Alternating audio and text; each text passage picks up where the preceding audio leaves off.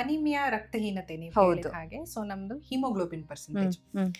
ಈಗ ರಕ್ತಹೀನತೆ ಗರ್ಭಿಣಿ ಆದ್ಮೇಲೂ ಶುರುವಾಗ್ಬೋದು, ಹ್ಮ್. ಅಥವಾ ಗರ್ಭಿಣಿ ಆಗಕ್ ಮುಂಚೆಯಿಂದಾನೇ ಅವ್ರಿಗೆ ಅನಿಮಿಯಾ ಇದ್ದು ವಿಚ್ ಕ್ಯಾನ್ ಕಂಟಿನ್ಯೂ Okay, ಪ್ರೆಗ್ನೆನ್ಸಿನಲ್ಲಿ okay. ಆಗುವಾಗ್ಬೋದು. ಸೊ ಗರ್ಭಿಣಿ ಆಗಕ್ ಮುಂಚೆನೆ ಅವ್ರಿಗೆ ಅನಿಮಿಯಾ ಇತ್ತು ಅಂತ ಅಂದ್ರೆ ಪ್ರಾಬಬ್ಲಿ ಪೀರಿಯಡ್ಸ್ ಆಗುವಾಗ ತುಂಬಾ ಬ್ಲಡ್ ಫ್ಲೋ ಆಗಿ ಮುಂಚೆನೆ ಅವರಿಗೆ ಅನಿಮಿಯಾ ಆಗಿತ್ತು ಅಂತ ಕಾಣುತ್ತೆ. ಸೊ ಅದು ಪ್ರೆಗ್ನೆನ್ಸಿ ಆದ್ಮೇಲೆ ಡೆಫಿನೆಟ್ಲಿ ಇನ್ನೂ ಕಮ್ಮಿ ಆಗ್ತಾ ಹೋಗ್ತದೆ.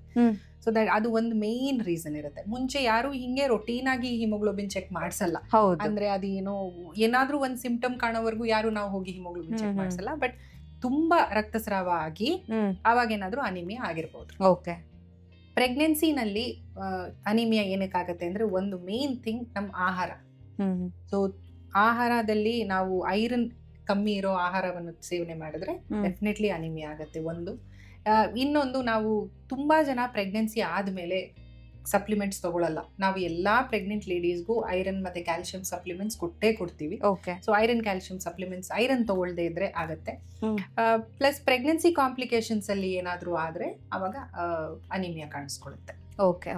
ಕೆಲವರಿಗೆ ಕಂಟಿನ್ಯೂಸ್ಲಿ ವಾಮಿಟಿಂಗ್ ಆಗ್ತಾ ಇರುತ್ತೆ ಅಂದ್ರೆ ಸ್ಟಾರ್ಟಿಂಗ್ ಅಲ್ಲಿ. ಸೊ ಆ ತರ ಕಂಟಿನ್ಯೂಸ್ ವಾಮಿಟಿಂಗ್ ಆಗೋದಕ್ಕೂ ಅನಿಮಿಯಾಗ ಏನಾದ್ರೂ ಕನೆಕ್ಷನ್ಸ್ ಇದೆಯಾ?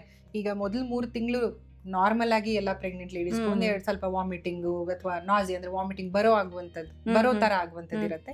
ಬಟ್ ತುಂಬಾ ಜನಕ್ಕೆ ನಾವು ಹೈಪರೆಮಿಸಿಸ್ ಗ್ರಾವಿಡೇರಮ್ ಅಂತೀವಿ, ಅಂದ್ರೆ ತುಂಬಾನೇ ವಾಂತಿ ಆಗುತ್ತೆ, ಏನೂ ಸೇರಲ್ಲ, ಏನ್ ತಿಂದ್ರೆ ನೀರ್ ಕುಡಿದ್ರೂ ವಾಂತಿ ಆಗುತ್ತೆ ಅಂತವ್ರಿಗೆ ನಾವು ಅಡ್ಮಿಟ್ ಮಾಡಿ ಡ್ರಿಪ್ಸ್ ಎಲ್ಲ ಹಾಕ್ತಿವಿ. ಸೊ ಅಂತವ್ರಿಗೆ ಆಹಾರ ಸೇವನೆನೇ ಇರೋದಿಲ್ಲ, ಅಂತವ್ರಿಗೆ ಅನಿಮಿಯಾ ಆಗೋ ಚಾನ್ಸಸ್ ಜಾಸ್ತಿ.